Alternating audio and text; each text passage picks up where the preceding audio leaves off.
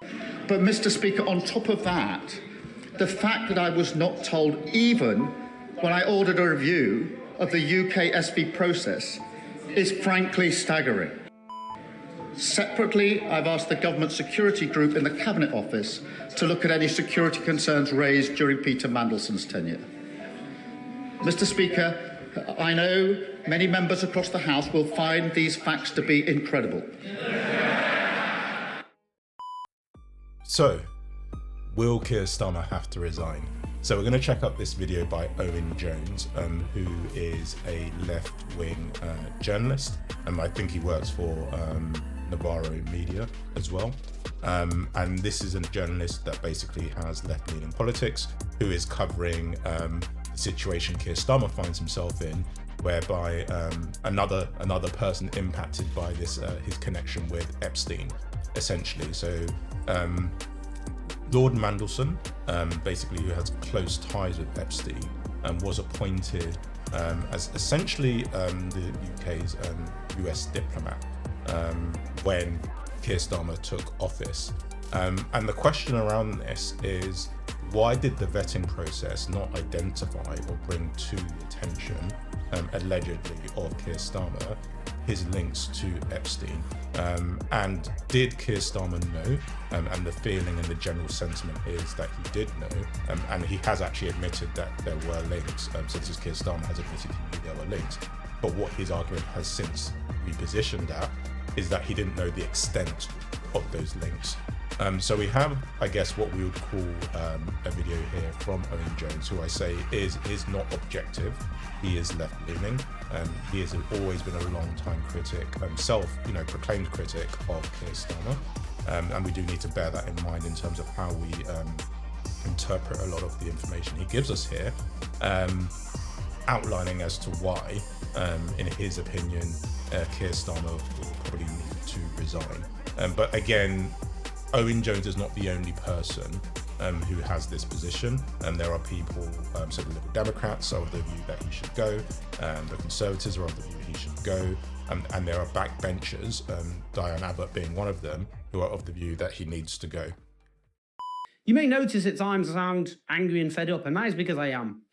And that's because I spent a very long time, a lot of time and effort actually, warning about who this man was, and more importantly, who the people behind him were, while the supposed grown-up, sensible commentators assured us he was a man of honesty, decency and integrity. It's not just Starmer and his team, cabal, whatever you want to call them, who need to account for themselves, but those people as well. As we discuss the scandal surrounding the appointment of Peter Mandelson, the co-founder of New Labour and an associate and friend of late paedophile Jeffrey Epstein, let this be clear. This scandal has arisen because 6 years ago, one of the most odious factions in British politics took over the Labour Party under false pretences. Yeah, and again, this idea that a faction took over a party, that this isn't, to be honest with you, uncommon, right? Factions can take over parties and move them in a different direction. The issue, I think, here is the connection with Jeffrey Epstein, right? So I do want to make that very, very clear, right? This in and itself isn't new. And you know, we can't be naive enough to think that this is new. The problem Kier Starmer is facing here is the fact that there's the connection between Lord Mandelson, Epstein, and was that connection known about when they were forming these factions and then rewarding Lord Mandelson with his position and post as, you know, the UK's representative in America, despite the fact he had this connection with Jeffrey Epstein.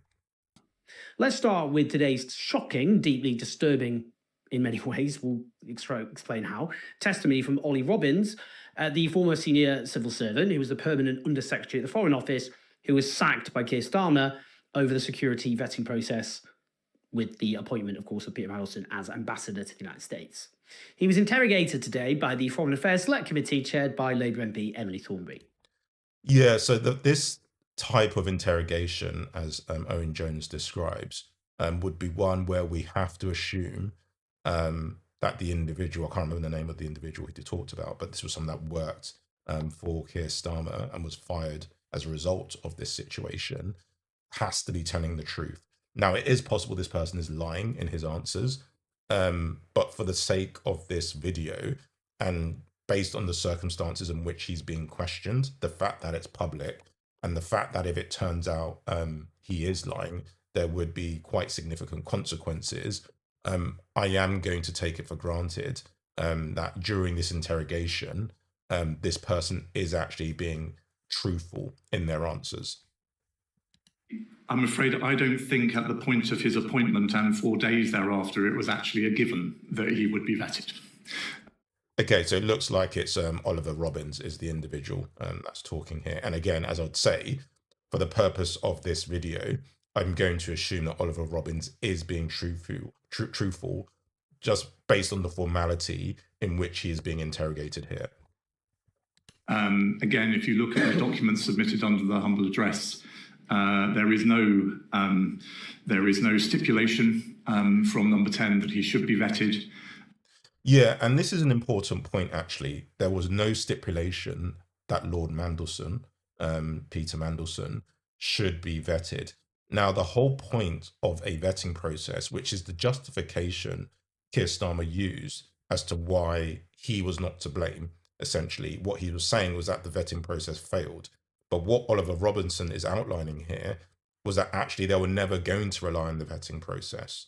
So that's one thing we need to pay close attention to here. There's a conflict between the narrative Kier Starmer is putting out officially during the questions he faced in the Houses of Parliament versus what Oliver Robbins, who used to work for him, is saying, where he's saying, well, look, there is a vetting process, but in the case of Peter Mandelson, in his view, there was never an intention to rely on that vetting process. Does not say subject to vetting. The contract does, though. The contract of employment. The contract issued to him after he was vetted says that he must maintain his clearance. So did mine. Okay. That is an absolutely standard stipulation. But nothing about his appointment actually, as far as I've seen in writing, stipulates it. Astonishing stuff. So he reveals that at no point did the government stipulate the appointment was subject to vetting at all. It was clear they just wanted this man, Peter Mandelson, their guy, their factional guy, in at all costs with a... Yeah, and again, if I play devil's advocate, it's just possible that they just thought Peter Mandelson was above board, right? And I'm not saying ignorance is acceptable or correct, but if, let's imagine Kier Starmer genuinely had no idea of the link to Jeremy Epstein. Let's just imagine that. You know, there was a close relationship between the two of them. They trusted each other implicitly. You know, if we take for granted, as Owen Jones is saying here, there was this cabal or group that was formed to basically get themselves into power. So that is one potential reason why you felt like, look, this is just a formality, this vetting process. Yeah, we're going to do it, but actually we don't really feel there's going to be a problem, so let's just get on with it, right? Now, this is a very naive and ignorant way of doing things. It represents a poor judge of character, considering the fact that Kier Starmer is a solicitor. He's a trained and qualified solicitor. And secondly, it comes back to this point I'm raising around nepotism, whereby you're allowing personal judgment to get in the way of professional judgment. And as a business owner, it's important that you recognize the difference between the two and try and be as objective as possible when it comes to making decisions around appointments and ensuring you have governance frameworks and risk management frameworks and you follow the relevant due diligence to ensure that you as a director are not exposed as a result of the actions that work on your behalf, essentially. So that is a key life lesson, I think, to learn from this situation here.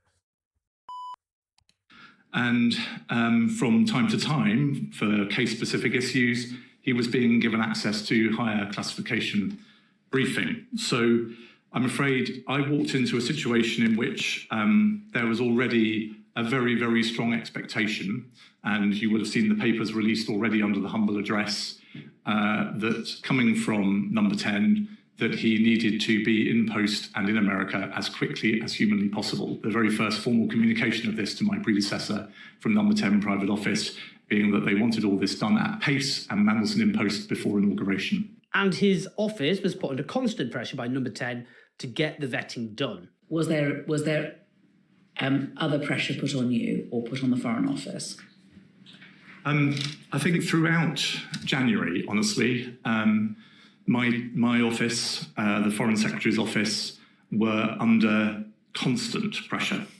There was an atmosphere of constant chasing. When will this? Daily phone calls. I couldn't say for certain daily, but I mean certainly very frequent from private office to private office. Has this been delivered yet? Never any interest, as far as I recall, in whether, but only an interest in when. And again, based on the context I provided around their personal relationships, this pressure that someone like this individual, Oliver Robbins, was facing may not actually be new. It may be more common than we imagine, right? Where people basically sidestep the regulatory or vetting processes, right? We all know stories of this where people don't do the right checks, don't do the right due diligence. The issue here, and the reason why it's sort of blown up in Kier Starmer's face, is because of this link between him and Lord Mandelson and Epstein, which would have been revealed as part of the vetting process. And the reason why it's so controversial is that despite whether or not the vetting process happened or not, did Kier Starmer know anyway, right? This is why it's become so controversial. Listen to this from yesterday. This was Kier Starmer opening the parliamentary debate about this Tory affair. I know many members across the House will find these facts to be incredible.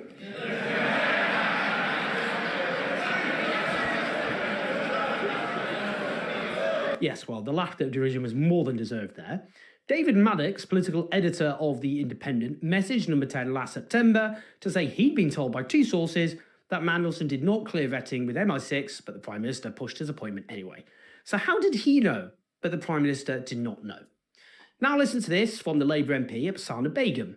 Is it not the case that Peter Mandelson's political appointment, which was personally decided by the Prime Minister and announced in public before the security vetting was completed, needed to progress and had to happen? However, it happened because of Mandelson's role in the Prime Minister's own leadership campaign and because it served the interests of one particular faction in the Labour Party. Yeah, and this is essentially a nice summary by this MP, Ms. Begum, of the overlying theory. It's a way, what has happened is a result of the fact that there was this coup within Labour to oust Jeremy Corbyn, install Kier Starmer, which in my own opinion, and I'm speculating on this, I imagine happens all the time in politics. And as a result of that, there's this sense of loyalty to maintain that influence and power over the party, and therefore by extension the country as the government, by installing those that have been loyal to you and helped you get into power, in the same way Trump has also done a similar thing in the US. Now the issue is, and this is where Ms. Begum might be going in a slightly different direction, I'm not sure, is did he do it in spite of the fact that there was this link with Jeremy Epstein, right? This is the thing that we don't really know. And for me, this is the important thing, actually. So although I have my issues and concerns around this collusion, my own feeling is that Kier Starmer will not be the only politician guilty of this, right? My concern is, and what we're learning from this, is that if you fail to follow the standard procedures, if you fail to follow the vetting process, and you make that judgment not to rely on those things, this is what can potentially happen, right? It can cause you a lot of political harm and it can cause you a lot of professional harm. Now, the question is, did Kier Starmer know and take that risk willingly? Or did he not know and just assume Peter Mandelson was above board? Either way, it looks terrible, right? And is he now just covering himself? Is he just covering his ass, basically? Because either he's a liar, or he's, really incompetent, poor judge of character, or all of those things, right? It's hard to position Kier Starmer here as some kind of victim, unfortunately. And how about this mic drop by Diane Abbott, who has been suspended as a Labour MP by Kier Starmer 2 times now? It's one thing to say as he insists on saying, nobody told me. Nobody told me anything. Nobody told me. The question is, why didn't the Prime Minister ask? Yeah, and I think that sums it up, right? You know, it's all well and good saying I'm relying on something, right? I'm relying on everybody telling me and bringing this to my attention, but it doesn't take away Kier Starmer's own agency to just ask basic questions. And again, it comes back to the video I did on Floyd Mayweather, actually, you know, where the content creator was talking about the fact that Floyd couldn't read, whereby, you know, you would expect, you know, as someone who is wealthy and relies on professional, you know, services, whether that's solicitors or accountants, to engage them as necessary. But it's also important that you challenge the advice they give you. You know, question the information and make sure they're acting, you know, in the way they should and in your best interests. And this is a similar situation whereby, yes, Kier Starmer should be able to rely on the vetting process, but he also has a responsibility, because he is the one that's going to be held accountable, clearly, to challenge those that have done the vetting process and the conclusions they've come to make sure that in a situation like this, he can rely on it to defend himself. And clearly, he's in a very difficult situation where he's struggling to defend his position on this. Yeah, so let's check out what Kier has to say about all of this. Mr. Speaker, last Tuesday evening, the 14th of April, I found out for the first time that on the 29th of January 2025, before Peter Mandelson took up his position as ambassador, the Foreign Office officials granted him developed vetting clearance against the specific recommendation of the United Kingdom security vetting.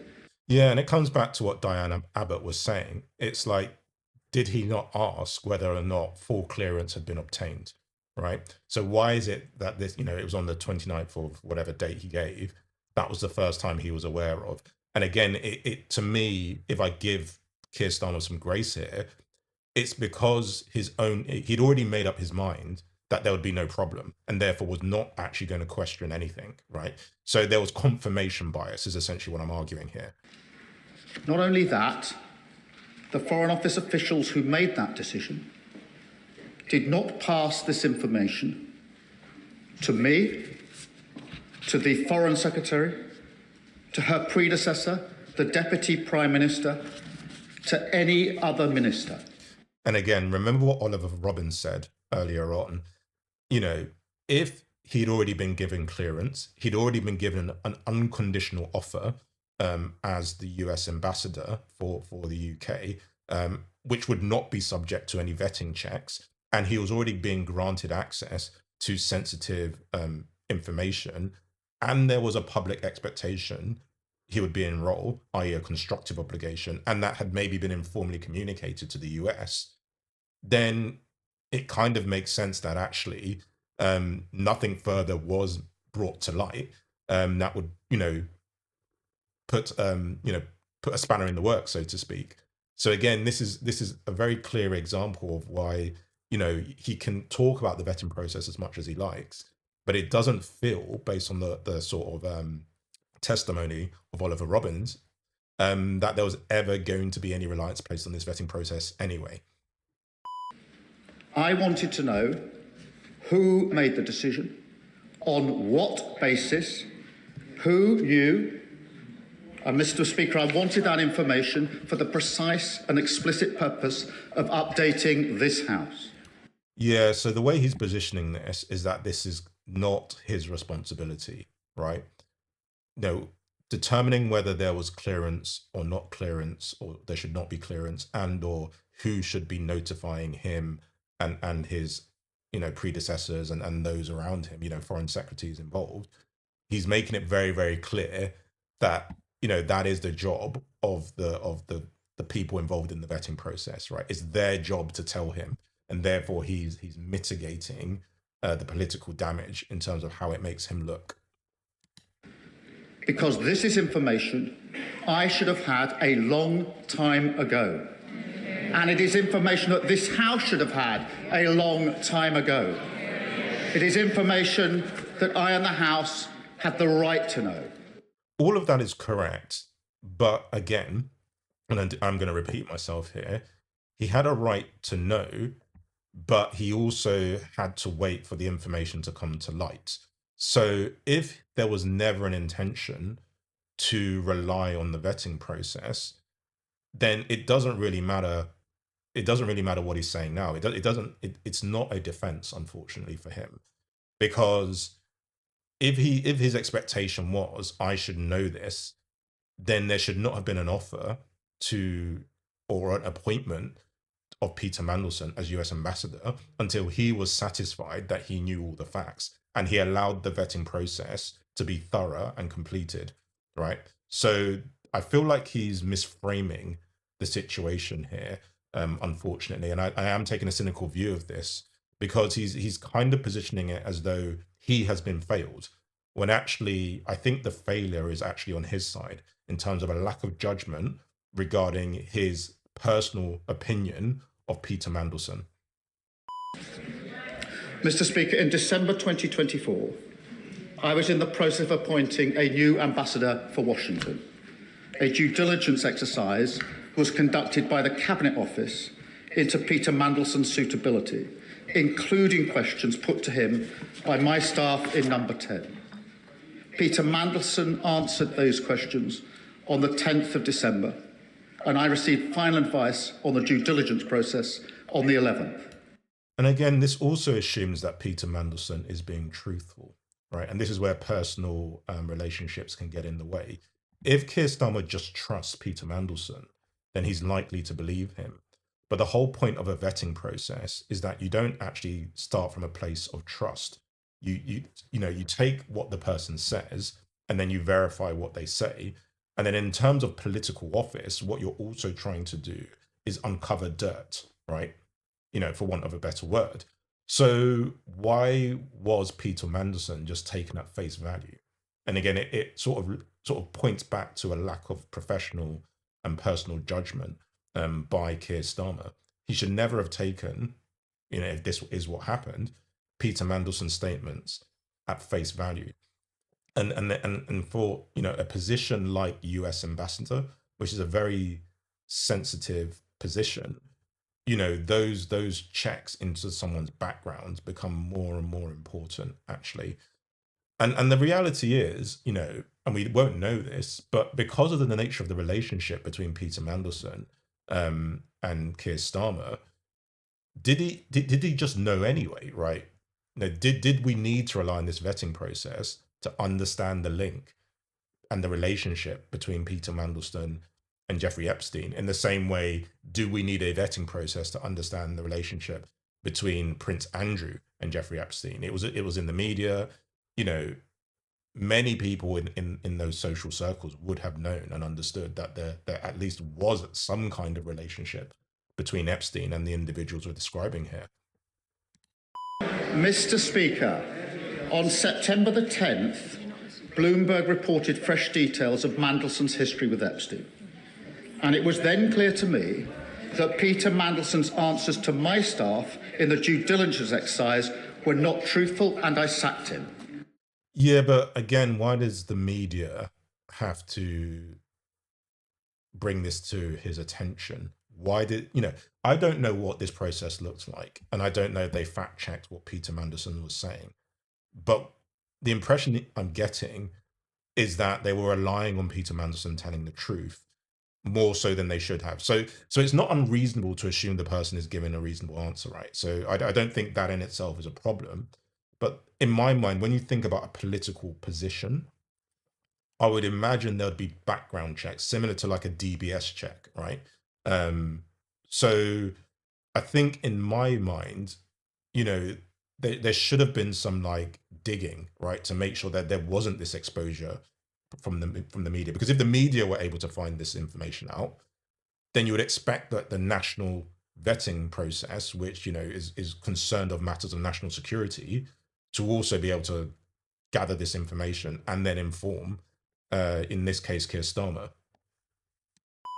But Mr. Speaker, on top of that, the fact that I was not told even when I ordered a review of the UK SV process is frankly staggering. And I can tell the House that I've now updated the terms of reference for the review into security vetting to make sure it covers the means by which all decisions are made in relation to national security vetting. I've appointed Sir Adrian Fulford to lead the review. Separately, I've asked the Government Security Group in the Cabinet Office to look at any security concerns raised during Peter Mandelson's tenure. Mr. Speaker, I know many members across the House will find these facts to be incredible.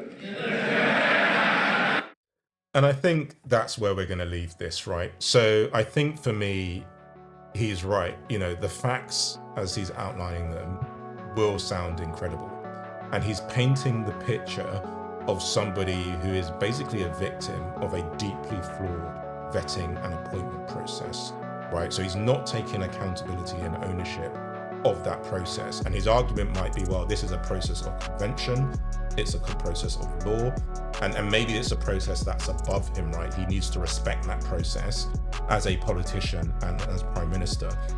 And as I say, I think the lesson to be learned here actually, certainly as somebody who may be running their own business, is that you have to constantly look at the adequacy and effectiveness of your own processes, your business processes, your vetting processes, your risk management processes, and make sure that there's relevant, what we would call as accountants, controls in place. And these controls might be making sure you're doing things like your AML checks, your KYC checks, making sure that you have the right insurance in place, and that there are the relevant protections in any contracts you're entering into, whether they're employment contracts with your customers or contracts with your suppliers. And I think for me, this is why it's very difficult to take Kier Starmer that seriously in terms of where he's looking to assign responsibility and blame. And the reason why I'm being so harsh around this is it's twofold. Firstly, was he biased by virtue of the fact that he had this relationship and loyalty to Peter Mandelson because allegedly he helped him get into power? You know, did this nepotism of sorts cloud his professional judgment? So where he keeps saying, you know, things should have been brought to his attention, was he challenging the process from the outset proactively? Was he even going to rely on the process? According to Oliver Robbins, who used to work for Kier Starmer, you know, allegedly he wasn't even going to rely on the process. And therefore, was he ever going to be open or even considering any potential flaws with the process until it blew up in his face, right? So for me, that is the ultimate lesson here, right? Ultimately, if you are not looking for a problem based on a bias, based on personal judgment, this is potentially what's going to happen. And it doesn't make you any less accountable or responsible for the outcome or the impact of things going awry, unfortunately. So in my mind, I think I do understand where Kier Starmer is coming from. I think, to be honest with you, there's a level of understanding I do have, because again, he should be able to rely on this process. But I think, unfortunately, it's going to be very, very difficult for him to argue that he's in some way mostly a victim of this inadequate process. Because I think my own feeling around this was that he was taking it for granted that Peter Mandelson was telling the truth and that Peter Mandelson was going to be appointed, essentially. And that's where it's all gone wrong. But let me know what you think. Hopefully you found that useful. But until next time, peace.